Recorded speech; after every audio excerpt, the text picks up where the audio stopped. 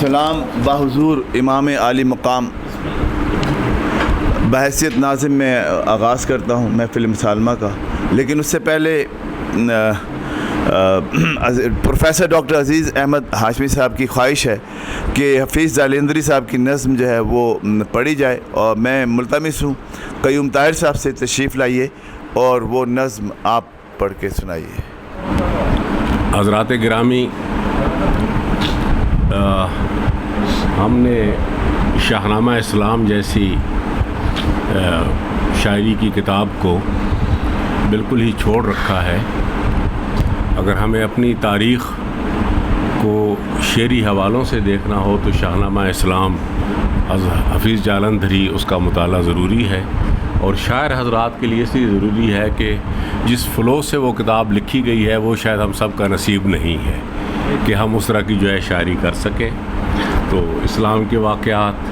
رزم کا ولولہ انگیز بیان، یہ حفیظ صاحب کا حصہ تھا۔ ان کی ایک نظم ہے بدر، جنگ بدر سے ایک موضوع پر، تو وہ جو ہے ہاشمی صاحب کو حکم تھا کہ ضرور پیش کی جائے۔ دعائے صحرا۔ یہ تشنا لب جماعت جب یہاں پر رک گئی آ کر، دعا کی دامن صحرا نے دونوں ہاتھ پھیلا کر، کہ اے صحرا کو آتشناک چہرہ بخشنے والے، رخ خورشید کو کرنوں کا صحرا بخشنے والے، ازل کے دن سے اب تک بھاڑ میں بھنتا رہا ہوں میں، صدائے رعد و باراں دور سے سنتا رہا ہوں میں، ہوا ہوں جب سے پیدا جان پانی کو ترستی ہے، میرے سینے کے اوپر آگ کی بدلی برستی ہے، میں سمجھا تھا مقدر ہو چکی ہے دھوپ کی سختی، میری قسمت میں لکھی جا چکی ہے سوختہ بختی، بنایا رفتہ رفتہ سخت میں نے بھی مزاج اپنا، بنایا رفتہ رفتہ میں نے بھی مزاج اپنا، سخت میں نے بھی مزاج اپنا، لیا ہر آبلہ پاسے زبردستی خراج اپنا، خبر کیا تھی الہی ایک دن ایسا بھی آئے گا کہ تیرا ساقی کوثر یہاں تشریف لائے گا، اگر یہ بات پہلے سے مجھے معلوم ہو جاتی، میرے دل کی کدورت خود بخود معدوم ہو جاتی، خبر کیا تھی یہاں تیرے نمازی آ کے ٹھہریں گے، شہید آرام فرمائیں گے غازی آ کے ٹھہریں گے، خبر کیا تھی ملے گی یہ سعادت میرے دامن کو، بنایا جائے گا فرش عبادت میرے دامن کو، خبر ہوتی تو میں شبنم کے قطرے جمع کر رکھتا، خبر ہوتی تو میں شبنم کے قطرے جمع کر رکھتا، چھپا کر ایک گوشے میں مصفہ حوض بھر رکھتا، وہ پانی ان مقدس مہمانوں کو پلا دیتا، میں اپنی تشنگی دیدار حضرت سے بجھا لیتا، میرے سر پر سے گزرا نوح کے طوفان کا پانی، تأسف ہے کہ مجھ سے ہو گئی اس وقت نادانی، اگر کرتا میں اس پانی کی تھوڑی سی نگہداری، تو ہو جاتا میری آنکھوں سے چشموں کی طرح جاری،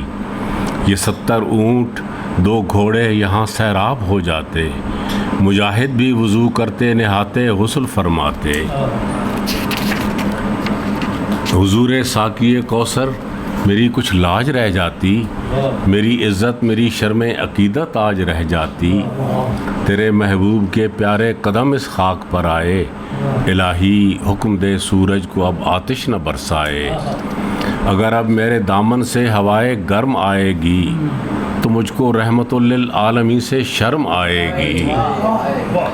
جلیل الشان مہمانوں کا صدقہ مہربانی کر، عطا بحر وضو ان کے لیے تھوڑا سا پانی کر، برائے چند ساعت ابر باراں بھیج دے یا رب،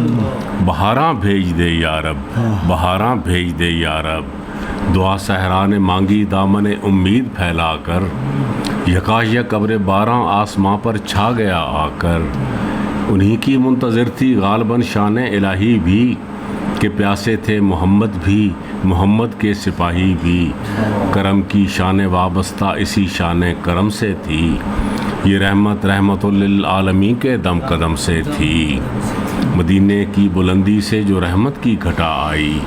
تو استقبال کو فردوس کی ٹھنڈی ہوا آئی، یہ ریگستان کہ ایک ایک بوند پانی کو ترستا تھا،